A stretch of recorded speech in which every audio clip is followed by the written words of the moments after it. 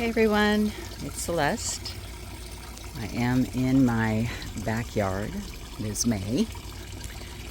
This video was actually going to be me redoing my front yard, and then I came back in the back to get a bunch of the stuff that I need, and yeah, it just, no, it's going to be about the backyard.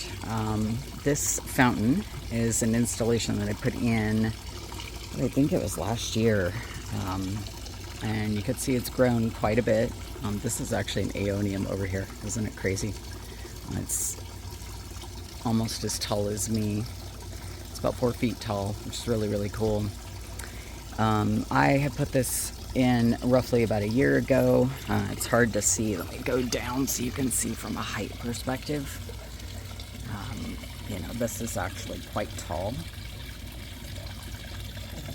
So it's deceiving, right, when I'm showing it from the video perspective, but it's actually up there quite a bit, about 3 feet or so. So anyway, my biggest problem was I have this bougainvillea that I had to cut back.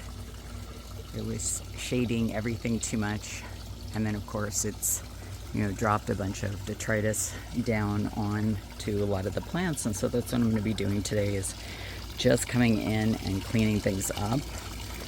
There's a couple of plants that you can see, they've just gotten so big now that I need to move them, but yeah, you can see all the bougainvillea stuff. And it was getting too shady in here, which was causing a huge problem because the plants were, that was actually causing them to not grow the way that they should. So anyway, some of them are being crowded out. This guy right here, there's a cactus over in the corner. This foxglove agave is just going crazy. This one right here is just too big. I had to trim back a little bit of this jade, so I hate that, you know, that I've got those ends poking out like that, but it was too heavy, so it was actually leaning all the way over down. So I don't know, it's like this cluster of growth going on right here. So I'm going to be making my way through, just cleaning up a lot of this. And the main things are, if it rains at all, I just don't want all those leaves everywhere. They will definitely rot out the plants. Some of it is just taking off some of the, which I already did, so I can't show you it, but some of the flowers or spent flowers, I'm removing those.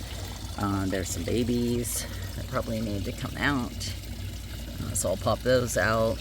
They pop them up onto the store for somebody to be able to buy at our online store. And, you know, just in general, cleaning up some of this stuff so that these are going in a better direction. Now, this is a pink witch, by the way, and needs to be cleaned up a little bit. You can see lots of cuttings that I've taken off of this because of people purchasing those online on the store. So this is one that sells a lot. And interestingly, this is an aeonium that changes colors. A lot of them do that throughout the year. The more in the sun this thing gets, the pinker it's going to become. And then, you know, as it goes into the winter time or it's sitting in a shadier location, then that's where you're going to see a lot of this is going to turn kind of this paler, whitish color. But again, it's just sun. So I've had some people, you know, that have commented and said, you know, how do I get it to go pinker? I just put it in more sunlight. But again, remember, it's an aeonium, so it's not going to want sun like a cactus. It's going to want, you know, some nice bright morning sunlight, a little overhead protection when it comes to the afternoon. And then, you know, again, in the evening, it can have that brighter light that's coming in, but you really want to make sure that that overhead that's happening during the daytime is not hitting it very hard. And then there's some other plants, you know, that are a little more sensitive, especially from a sunlight perspective, even though they're cactus. Some of the little mammillarias, right? So I need to make sure that I'm cleaning all that up and getting all my weeds out, driving me crazy, and cleaning up any top dressing that I need to, where it's, you know, my gardener likes to hit it with the blower, and so then it kind of goes everywhere. One of the things that I never really liked about this whole area, you know, it's beautiful. I love the fountain. It's awesome. Definitely because this is the corner of the yard, and so it's nice to, you know, have like kind of a focal point to look at.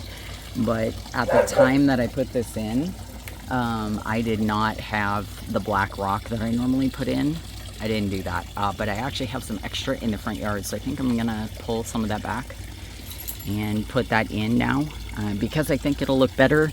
The rocks right now, what's bothering me is the little rock, which is California gold, is basically the same color as the bigger boulders. So in order to kind of make it pop more from a design perspective, what I want to do is I want to add in the black rock, because that black rock is gonna, you know, create that contrast with those big boulders, and then those will really start to stand out much more. So that's what I'm going to be doing. It's just a lot of cleanup. There's not anything major. I had done this whole section over here. Probably have to come back through and do some more. But I had cleaned all of that up, which basically means I'm going through and resetting, you know, anything that needs resetting, which means I'm just cutting and resetting them back in. So that's the fun with cactus and succulents. Well, succulents, cactus to some degree, you can do that, but you can actually just cut the piece off and then pop it back in the ground and it'll grow. And that's how most of them can be propagated. So for example, this aeonium, you can see it's getting very leggy. It doesn't look great. So I will cut that off, cluster it probably with a bunch of other ones, probably go grab some, rip some off from different parts of my yard, and then bring those over and make it look nicer, you know. So I'm just going to be working on cleaning a lot of this up and then bringing in some of the black rock.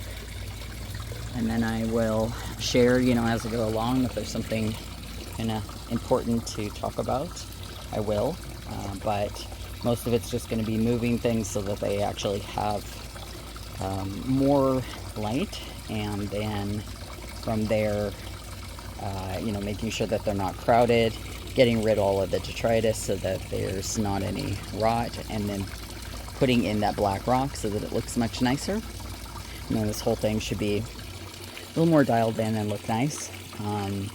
You know, the biggest challenge for me is I have to go all the way down there to go. So I'm never lacking stuff to do in the yard, but for right now, this corner is going to be it for the day. Okay, I got a couple minutes in, and then sure enough found something else I should talk about. Of course. So this plant, you guys saw it a little bit earlier. I was saying I was going to take the baby off, which I did. So it's right there. So if you're interested in this, I'll post it on the website probably later tonight for anybody who wants to have this little guy. You saw what it turns into. They get quite big. But I wanted to show this because you can see here that there is too much moisture that has been hitting the bottom of this, and that just happens, right? And so what I need to do is I need to go in here and I need to pull all this out. Otherwise, it's going to rot. The soil is pretty moist, which is basically what's happening. And I think it's also because, you know, again, this is, it's hard to see, but it's a hillside, right? So the water is kind of pooling down. So what I'll do is I'll move it probably to a different location, which is right here. It's a little on the drier side. And I'm just going to clean up all of the bottom, which is just going to be pulling that off. Obviously, there's a ton of spikes, so I have to be pretty careful with this. But once I do that, and then I put it back in the ground, that's going to prevent it from rotting. If I hadn't picked this up, if I hadn't looked underneath the plant, it looked perfectly fine on the top, but the bottom looks like that, and that can turn into some pretty serious rot. And you can see some of the leaves are already very mushy, right? And that's dangerous for the plant. So I'm just going to pull all of that off of there, and then I'll move it to the new location. But wanted to show you that this is the reason why when you're doing the cleanup, when you're doing the detritus cleanup, you're removing leaves or anything like that, you want to look at underneath the plant, because this is where you're going to find and you're going to see things like this. It's deceptive. It'll look like everything's fine up here on the top, but down at the bottom you've actually got the potential to lose the plant pretty quickly if you aren't taking care of this. As I started digging into this plant on the bottom, you can see that what had happened was there were leaves that had packed themselves around the base right here and then started this rot. And that became really obvious because when the plant is healthy and you go to try to pull on any of these, they will hold on pretty tight, right? But if you're pulling on it and it cracks off really easily, then the leaf is not, right? They're on there. They're like very, very, very strong. So what I ended up having to do was cut most of this off, right? Because this is all, as I started pulling, and here are my dogs. Coco, go lay down. So you can see what was happening.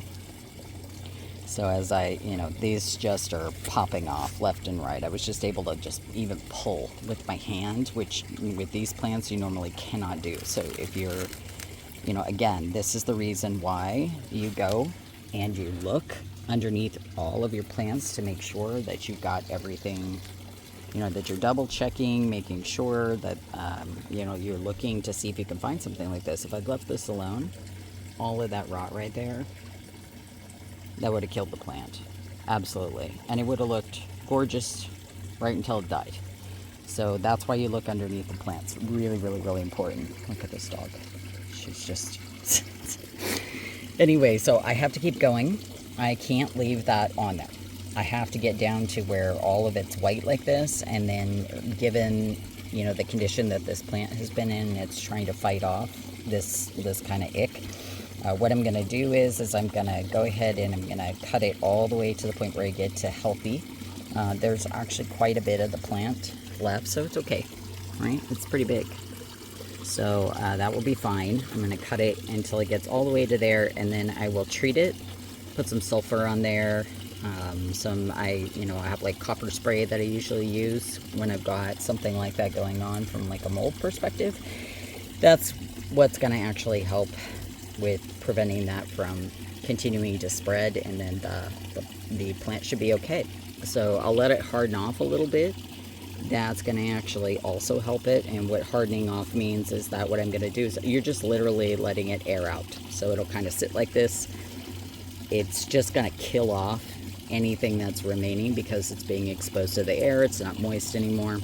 And it's going to harden off. It'll form like this. It's almost like a callus, right? It's the same kind of concept as humans have. It's a callus. And then when I go to set it on the ground, it'll form roots that will come out. It'll be perfectly fine.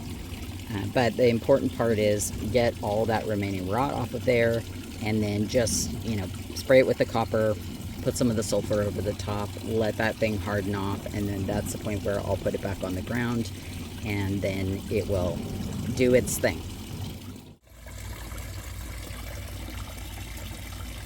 Okay, so I'm starting to lose my light, so I'm gonna go ahead and call it a day.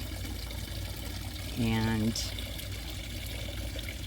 just wanted to share with you what you could get accomplished in an afternoon if you want to. A lot of just plants that I had laying around, or just clippings that I took from other areas of the yard. Put those in.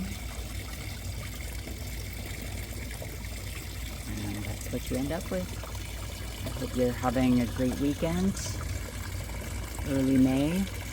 Getting out into your yards. Hopefully the weather is nice like it is here in California, and you're able to do that.